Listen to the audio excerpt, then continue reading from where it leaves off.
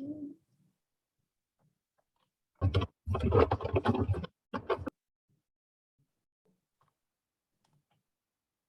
first, we want to welcome our new leadership team member, Jamie Pawlowski from North Texas Food Bank.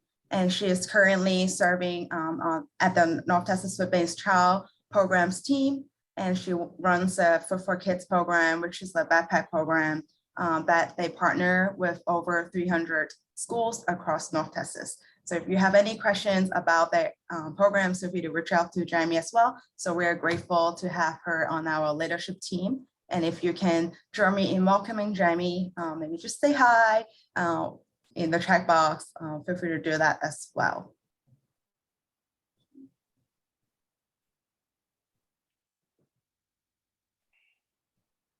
So just a little bit about today's agenda.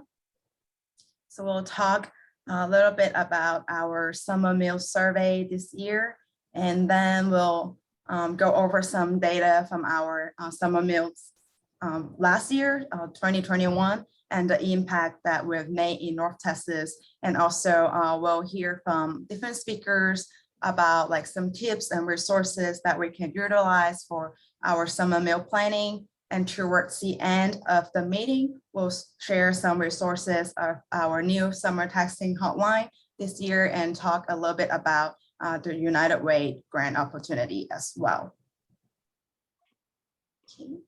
So to kind of kick us off, I want to share a little bit about the summer meal survey. I will also share the link in the chat box, and if you can also like scan this QR code with your phone, feel free to do so as well.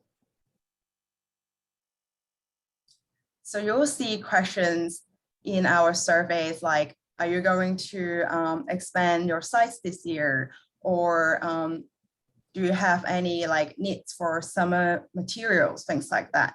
So that way we can better understand how we may better support you this year.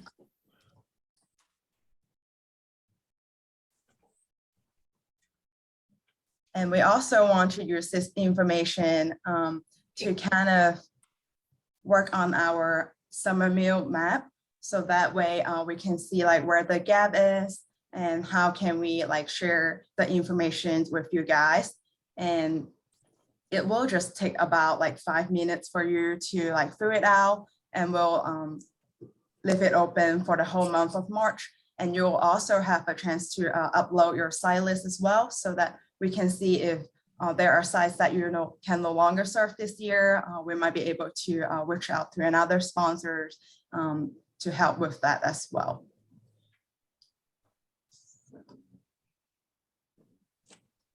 Do you guys have any questions about the summer meal survey?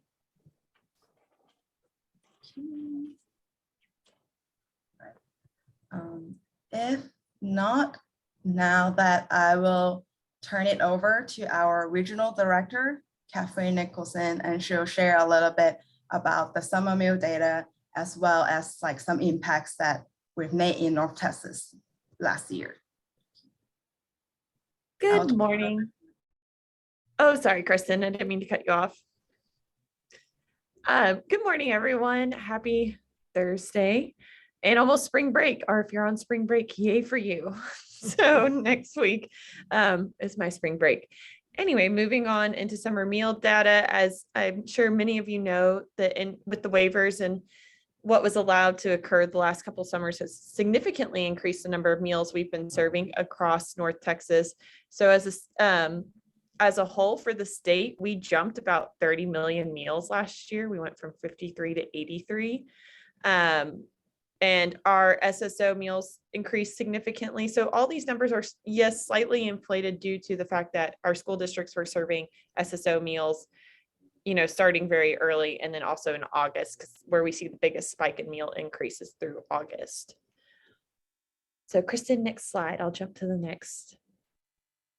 So again, just a highlight, kind of showing where that increase really was significantly in our seamless summer providers, and that increased our sponsors almost by double, because we went from 525 to 1,000, a little over 1,000, which then increased our number of sponsors across the state, which was a good thing. And we loved the fact that kids were getting free meals, you know, for every meal that they could.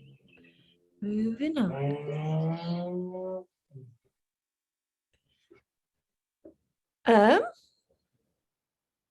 I think we went backwards, Kristen. I could be wrong. I feel like I talked about that. All right. So now looking in, going more of a month by month analysis of how many meals were served. We actually did have a decrease in meals served in June from 2020 to 2021. Not a significant decrease, but there was a decrease. And then in July, we also continued to have a decrease. So we were trending down a bit, but then in August, again, that's where we see that massive spike because the SSO meals with all those school districts who switched to seamless summer to start off their school years really increased how many meals were served across the state. And so, I mean, obviously there's some concern to be had that we were trending down a bit last summer, but things were kind of, kind of back to normal a little bit. And so I'm sure that had contributed a little bit to why our numbers decreased. And obviously this next year is just going to be a really fun adventure to see what happens in our numbers. But hopefully, fingers crossed, things get to keep going. Next slide, please. And looking by counties, this is where we start to look. Dallas County had an increase. They served a little over 10 million meals as opposed to 9 million last year. Tarrant County also had a significant increase, and Collin County had an increase, which is great to see. As we know, so many families are probably on the fringe there and don't qualify quite for programs, but could benefit from having free meals available to them. And so it was really nice to see that those families got to benefit from the program as well this past year. So overall, great job, everyone, and all the hard work that you all did throughout the last 2 years. But last summer, I know, again, was an adventure in waivers and changing circumstances. And so we're so grateful for the hard work you all did and the impressive numbers that were shown in families participating.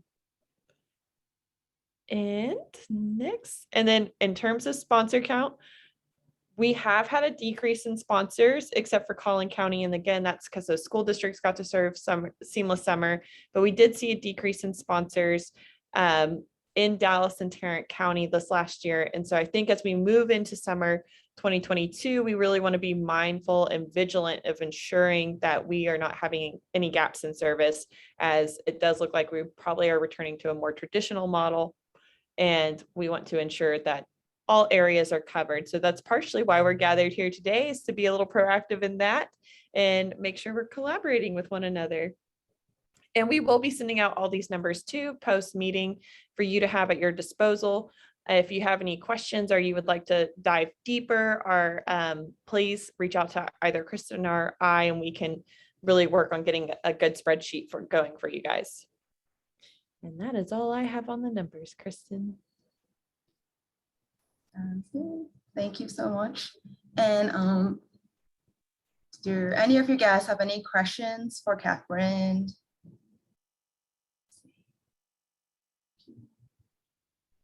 If not, I don't see any questions at this moment, but you can also answer it at the end of the meeting if you're like, because I know that like this is like a huge numbers that will take some time to process. Like it's not, yeah, just a lot.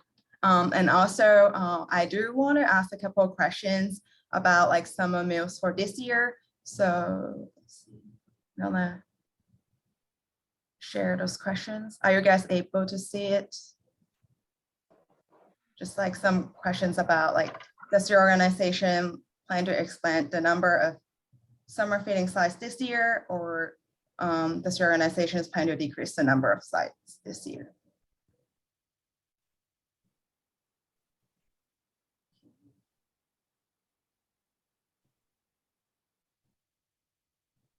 So I'll give maybe like 30 seconds.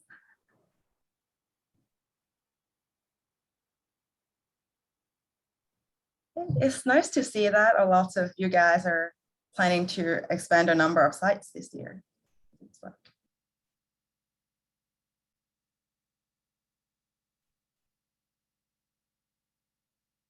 Dorothy's comment in the chat, and we've been hearing that a lot too. So I know it's a little early because it is just the start of March. However, we also know, it's in the back of all our minds as we're moving forward. So as you guys move forward with planning and plans become solidified, we would love to know how the council may support you moving forward. Okay, I'll just leave it open for a little bit if you want to keep answering the questions. That good. And next, we want to welcome our next speaker, Tamika Briggs from ESC Region 11. She is the Child Nutrition Specialist of CACFP. So she'll talk a little bit about tips and resources that you can utilize for summer meal planning. And I'll turn it over to you, Tamika. Hello, good morning, everyone. Again, my name is Tamika Figs. I'm here at Region 11 in Fort Worth. And so I've been asked this morning to briefly talk about summer feeding tips and resources. And so just to kind of piggyback on what Catherine just shared this morning, what she stated about summer feeding going back to business as usual, if you will. Those feeding programs or the waivers that we received last year, Congress did not extend those waivers on yesterday. And so this means that we'll probably most likely return back to a more traditional summer feeding pre-COVID as we did in the past. And so I know that this bums out some sponsors or people that are feeding the children. However, I know that Texas was one of the states that rose to the occasion with COVID feeding. And so I know that Texas will continue to find new ways to make sure that we feed the children and make sure that we bridge the gap between the students eating when they're out of school. So again, I was also asked to talk about valuable resources. And so one resource would be squaremeals.org. And so under the summer feeding tabs, there's a new handout, and I'll put that link in the chat for you. And the link is just pretty much 10 easy ways or 10 easy wins to improve your service for SFSP or SSO, your summer meal program. And it just talks about trying to use local produce, seasonal fruits and vegetables, things that we normally do anyway. And so it's just, so I'll put that in the chat so you can take a look at that at your leisure. Also, another great resource would be USDA. They have a couple of sample menus just to kind of get your creative juices flowing with what we're gonna offer the students. And so there's some hot sample menus as well as cold sample menus from USDA. And so I'll put that resource in the chat as well.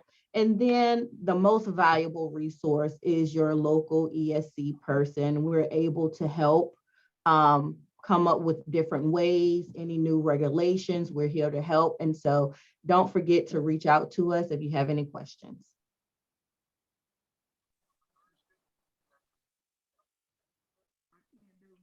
And I think Thank that's you all I have. so much, Tamika. And do you guys have any questions for Tamika?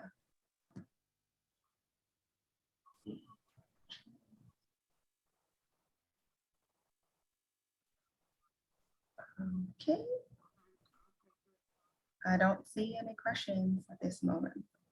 So I guess next up we have Tai Yancy from City Square. She is they are the senior manager of food programs, and they're going to share a little bit about the best practice from like a community sponsors point of view, because all the resources that Tamika shared, they were so helpful, but it would be nice to have like a detail, like summer meals planning best practice. So yeah, Ty is going to share a little bit about that. I'll Thank turn you it so over much. to you, Ty. Thank you, Kristen. Can I share my screen? Yes, you should be able to. I mean, you are Okay. Let me know. Fabulous. Thank you. Okay, so I have put together a few resources that are really just compilations of other resources. Kristen will share those out with y'all after when she recaps because she's the best. But I'll go through these. This tip sheet is the first document we're looking at. And I'll go through this pretty quickly. Then we're going to do something a little different and have a sort of mini activity. So my first tip is to make the most of existing resources. We are not alone as being summer meal sponsors. Plenty of people do this. So use the resources that already exist and then adapt them to make them work for you. And you'll get to see one example of how I've adapted a resource to work for me and my team. I really like the USD resource, Proactive Planning for Sponsors. And in that document, they also link to lots of other successful resources. Again, it's finding what works best for you. Maybe you like West Virginia's planning checklist because you like to have a checklist. Use that as your template. Or maybe you prefer a calendar. And so you can use Indiana's sponsor task calendar if that'll work better for you. Then, of course, we have the AGS, Administrative Guide for Sponsors, from USDA. One quick tip is that you can always hit Control and F on your keyboard at the same time to find whatever you need to look for in this handbook as well as in the TDA handbook. Again, you'll get this. I'm not going to go through it, but please feel free to use this to find the resources that you need.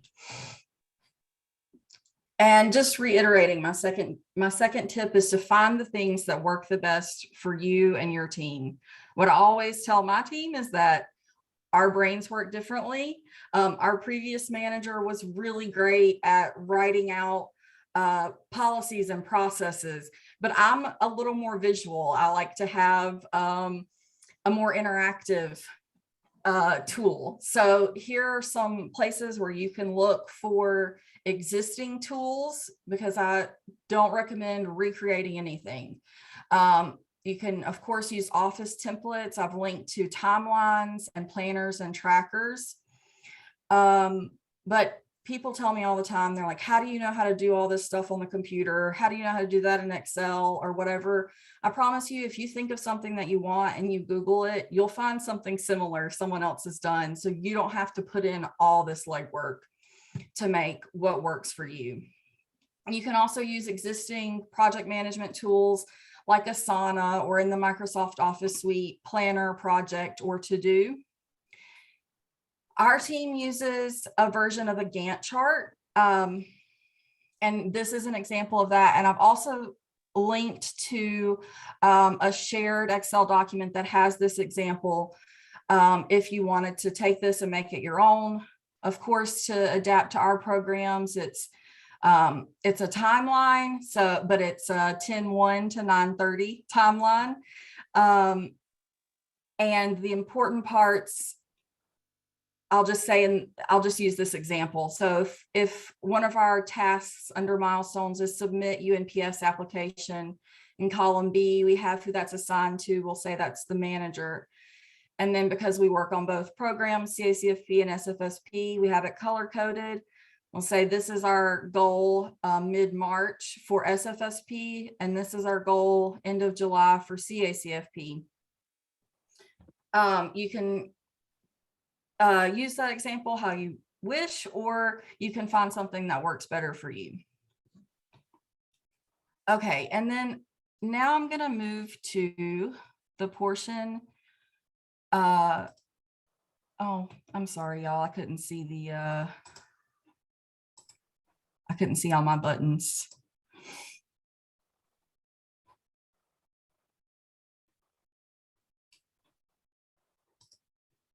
There we go.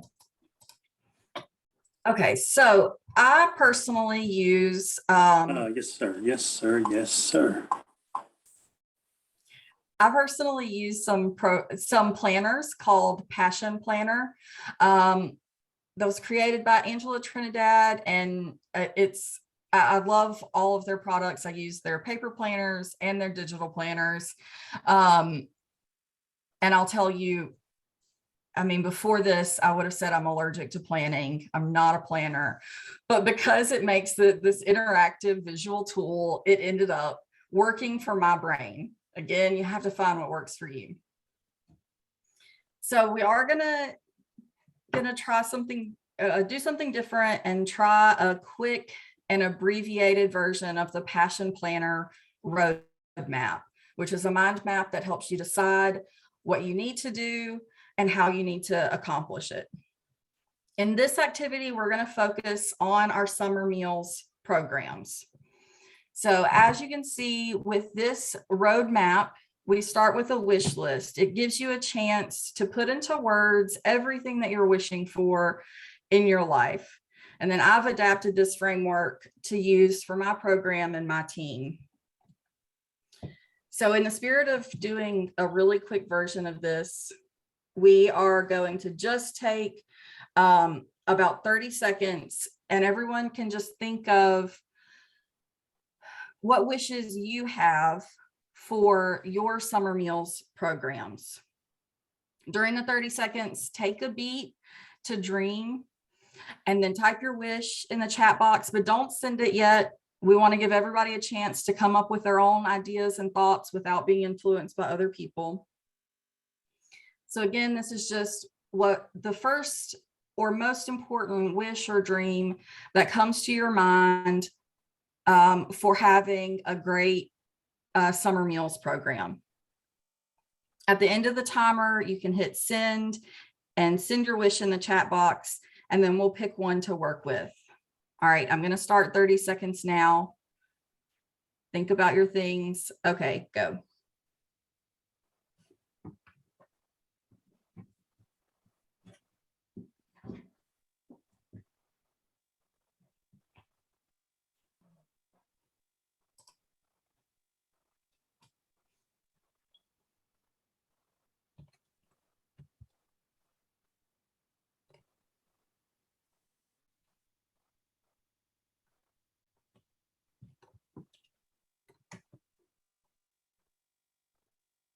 All right, 30 seconds is up, so everybody can hit send.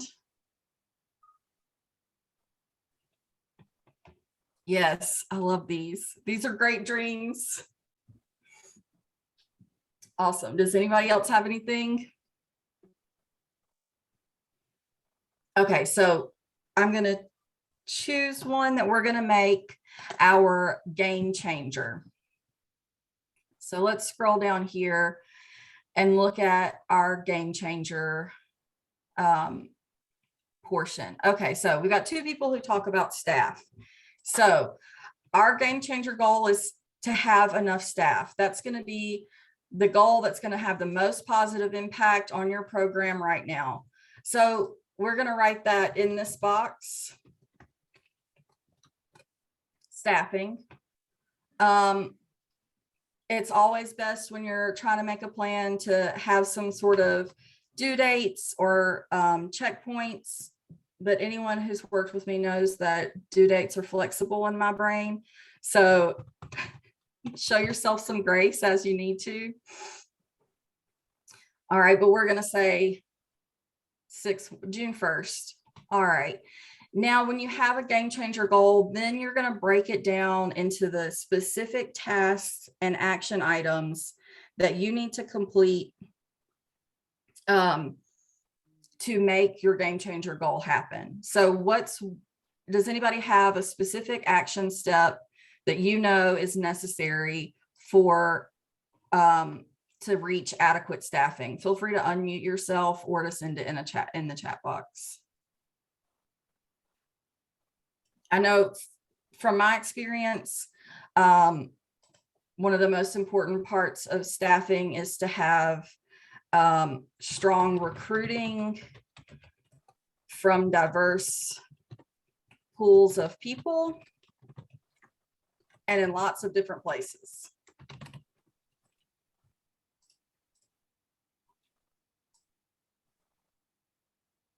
So one of my goals was to really engage with children this year. So we're going back to a normal pre-COVID summer. So I really want to make sure they're getting that enrichment along with their meals. So making sure that staff is trained on how to effectively engage children and play with children.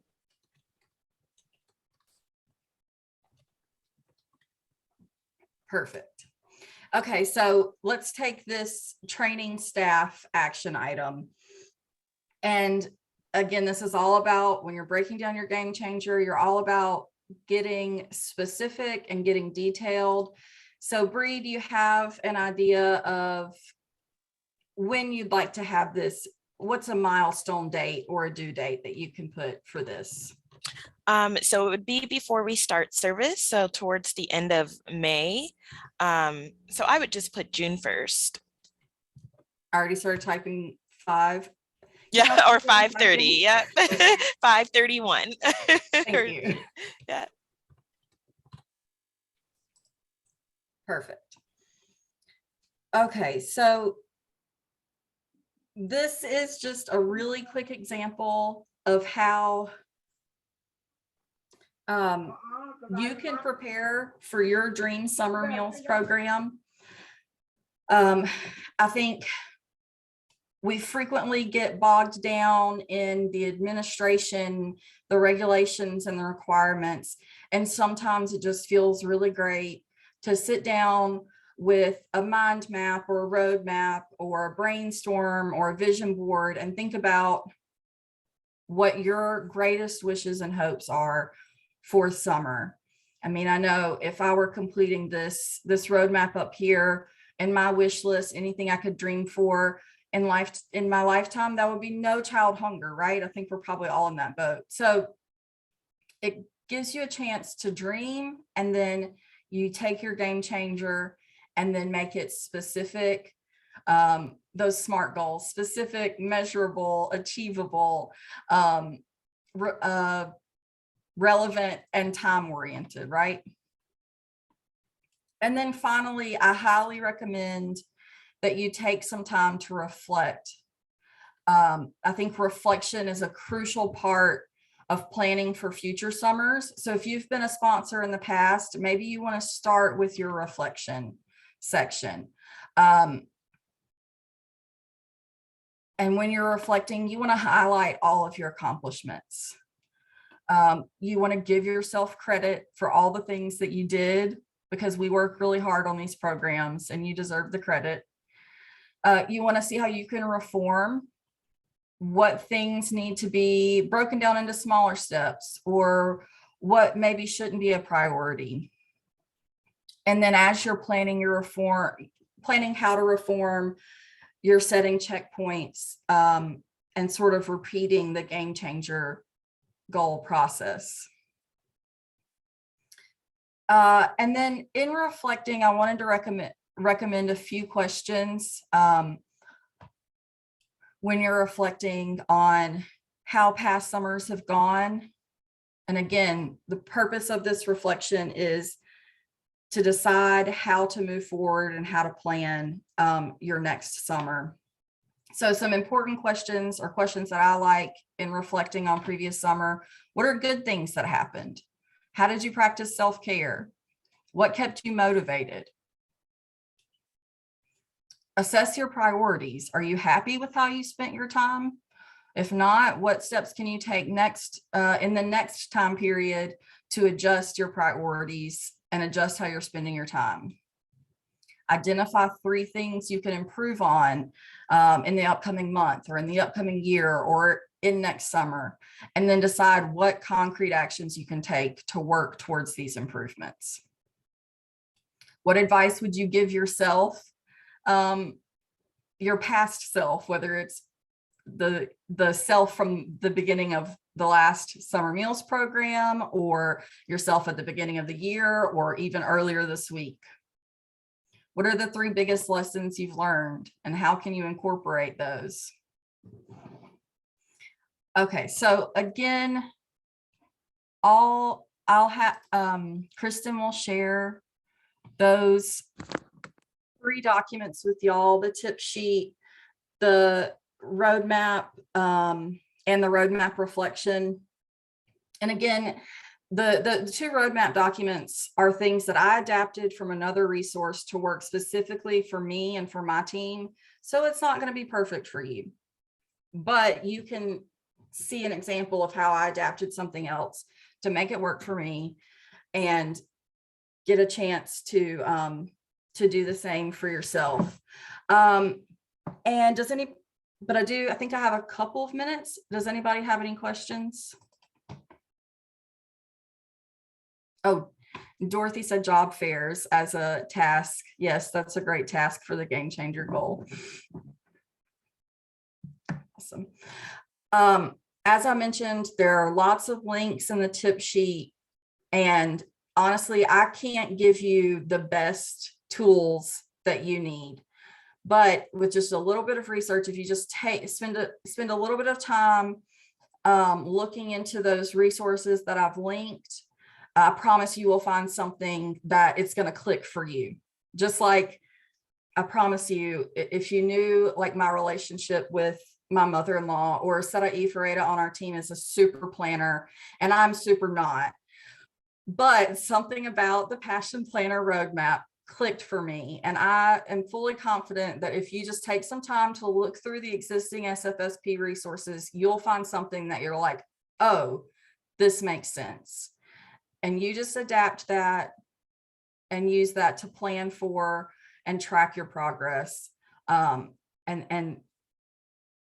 getting a plan in motion and tracking how you're doing, reflecting on how you're doing, and committing to it is the best thing you can do to prepare for the summer.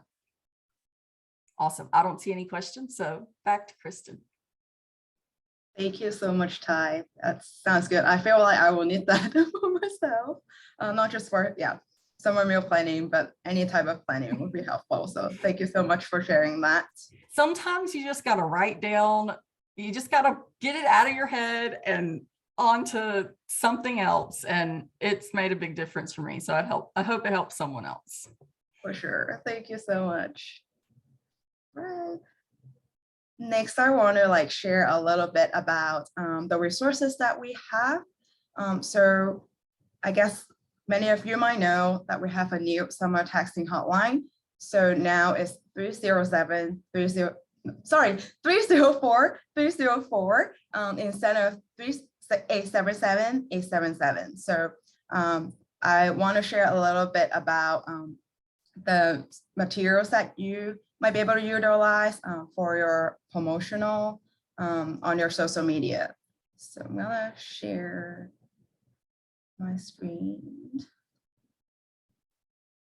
So TDA is still working on changing their materials to the new number. So now No Kid Hungry has updated some of their social media image that you can use.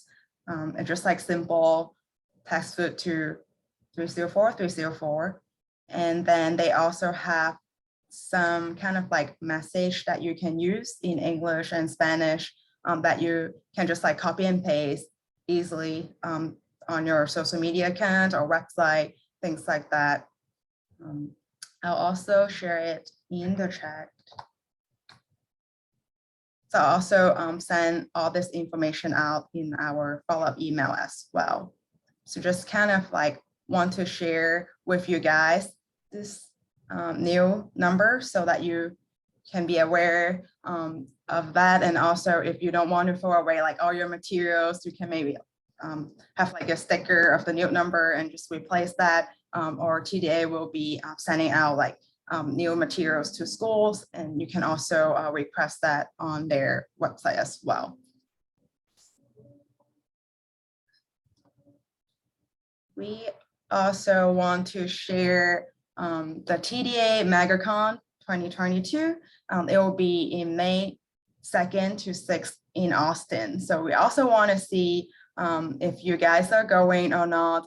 If you are going, would you be interested in meeting up like as the council so we can have like a gathering or just kind of like a networking time just with the North Texas Summer and Supper Council. So I'm going to ask a poll question. If you're going, would you be interested? Or if you're not going, and you can also share in the chat, like if you're going, what dates are you going? Because it's like a long whole week of conference. So if you're just going for 2 days, we can pick like which date works better for everyone to meet up.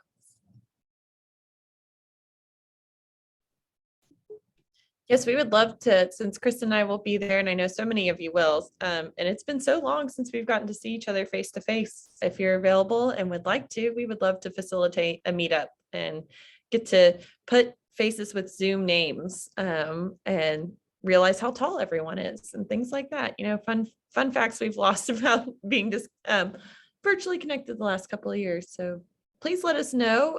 You can also send us emails too, if you would like, if you are still making a decision about when you're attending. And once we have something solidified, we will share that with the whole group.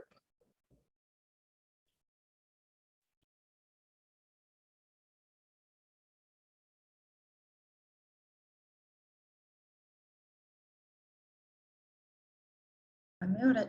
I will also share the link to register for the event. So if you don't have that yet, you can register for the event. And the deadline is also on here as well, April 27th. So, and next up, Catherine is going to share a little bit about our United Way mini grant for this year. And Catherine, I'll turn it over to you again. Hello. So we are going to be opening up our mini grant program again this year. And so we want you to utilize that funds to the best of your program's abilities. However, we have been talking about as a council designating a day to across North Texas where all our council members try to plan something special at their site location so we can have a North Texas Summer Meal Awareness Day. And so if you would like to use this grant opportunity as some extra funding towards that, or food costs, operation costs, whatever you may need, this grant will be open soon. We will be sending it out in an email, so be on the lookout. If it April comes and goes and you haven't heard it, you didn't get an email from us, please reach out to Kristen or I or Ashley, and we will ensure that you get it. And just as a reminder, you have to, in order to receive funding, you have to have sites in Collin or Dallas County because this is United Way Metropolitan Dallas funded, and grants awards will be up to $2,500, but you may request, that's the maximum we will be giving, but please feel free to request less than that, whatever your need is. And that's all I have on grants. So we hope you utilize it and take advantage of it because this is a great way to support some little niche side projects or get some, fresh food to your kiddos. Thank you, Catherine. Yes, we want to thank you for joining us today. And our next meeting will be in May 12th. So it might be in person or virtual. So we're still thinking about that. So yeah, we'll keep you guys updated and just keep an eye out for an invite. And if you have any questions or like things that you want to share with us, here is the time. I actually have a question for all our sponsors while they're here. I know since staffing continues to be a concern, and if people have to hop off, please hop off. But if you're staying on, I have a question for you. How comfortable are you guys with utilizing volunteers to help bridge some of those staffing gaps? Or is that such an uncertainty? Are there barriers around, health department requirements with needing them to be, either serve safe or have some kind of safety handling? Is anyone interested in utilizing volunteers? Have used volunteers? will be recruiting volunteers? Just my curiosity question, because that is an area, since we have so many connections to other coalitions, we could perhaps help recruit volunteers for your sites. This is Ty. We, of course, use a lot of volunteers, particularly with our mobile summer meals program. But generally they're doing like supporting activities. They're not serving meals. You know, they don't have TDA training, so they're not serving and counting meals. But they hang out with the kids, they play with the kids, which of course is going to be very important this coming summer as we're going back to congregate feeding. So our volunteers do a great job of convincing kids to stay and eat instead of trying to run off, or just leaving without a meal because they don't want to stay. Bree, do you have anything to add about how volunteers? No, I think you covered it. They are very helpful, especially at our larger participating sites. But yeah, as Ty said, they're not really doing the meal service, and because that just requires more training. But if they are consistent volunteers, if y'all have connections to groups that will do consistent volunteers, which we have had in the past, where a group will come, they'll send volunteers every Monday or whatever, then if they're going to be consistent, then you can train them, and that might be a better fit for a lot of folks. Okay, I was curious. I see Dorothy's comment too. If you guys are filling out that survey, we do have a little comment section. If you are interested in having volunteers aid in your sites, whether it be just programming related, or you are curious and even finding some who would be steady enough to maybe serve 1 day a week, or be an assistant site supervisor, please put it in there, and we will keep that in mind as we are reaching out to multiple faith communities and organizations right now who are looking for volunteer opportunities.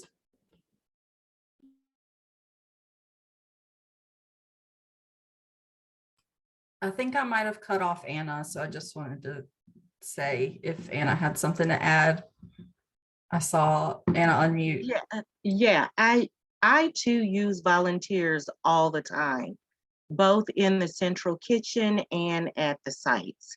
So at the sites, I usually have a paid site supervisor, and that site supervisor would be over the volunteer, and the volunteer helps out, like whatever the site supervisor cannot do. The site supervisor is solely responsible for the notebook, so that volunteer would help out with lining up the kids or doing an activity for the kids that's already done with their meals. When I have volunteers come to the central kitchen, I usually have them pack up like a cold breakfast and put them in bags so they would be ready to go. So that kind of frees up a person that you would ordinarily have to pay to do that. So I utilize volunteers all the time. I beg for them. Well, I'll throw this out here. I keep a hairnet in my car if anybody needs, and I'm ServSafe certified. So if anybody needs me, just text me, call me, and I'll show up. Way to go.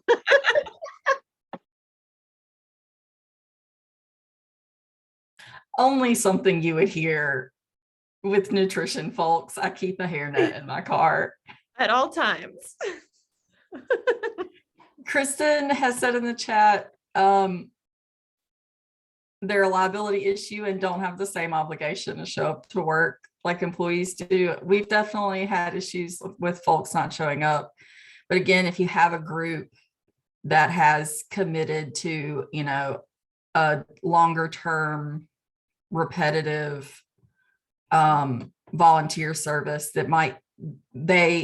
someone will always show up. Maybe it's not all 10 like on a usual Monday, maybe it's just 5, but somebody will show up. So Catherine, to repeat my same answer to your question about what kind of volunteers y'all could help recruit. I think any consistent large groups, maybe some corporate places are looking to get back into in-person volunteering that they haven't done for the past few years, for the past couple summers, or volunteer groups. They might be more reliable and they may have their own liability insurance or something to help cover those issues.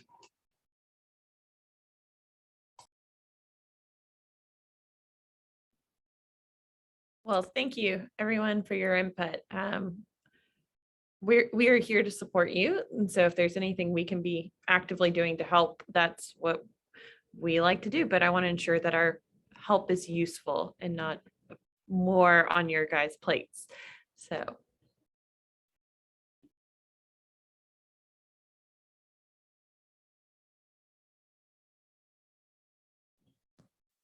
Anyone else has questions or things that they want to talk about?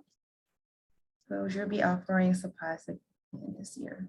So Dorothy asked if we are going to offer summer promotional materials and like supplies like we did last year.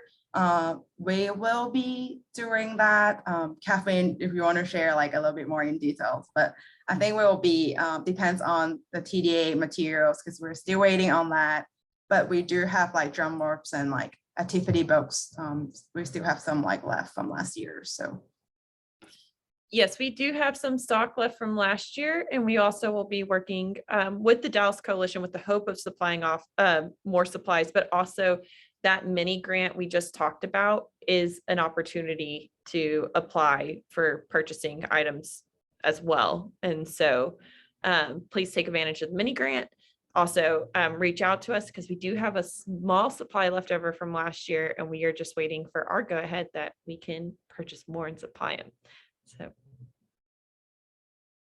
but if we do get the go ahead, we will send out a form and be looking for people to request it. Hello, can y'all hear me?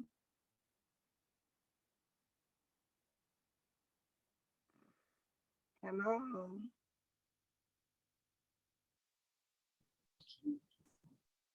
Can anyone hear me? yes. Okay, my name is Audrey Hayes. I'm a summer food sponsor. I just wanted to share some information that has been brought to our attention by our vendors. Our food costs increased 7% last year.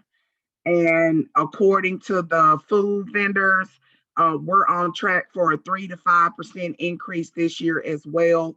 I just thought that might be some information that would be helpful to other sponsors when they're going to budgeting.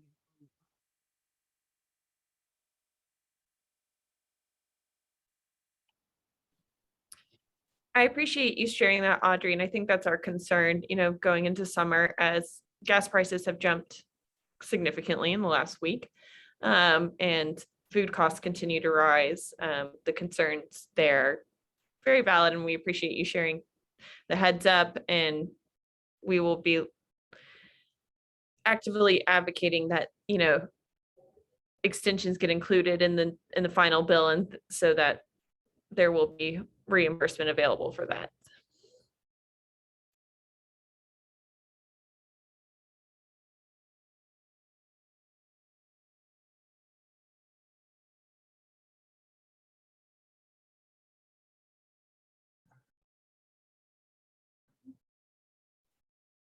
Any other questions or things that you guys want to share before we close our meeting?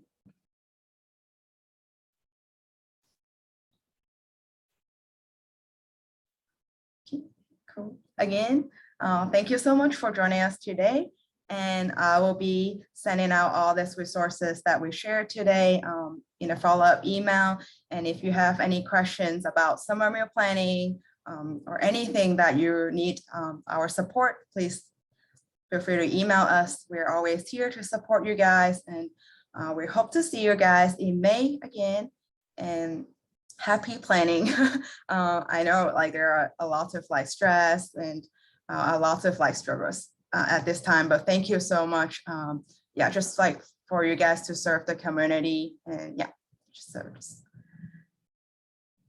a nice day. Bye, everyone. Thank you. Bye, everyone. Hope to see you at MegaCon.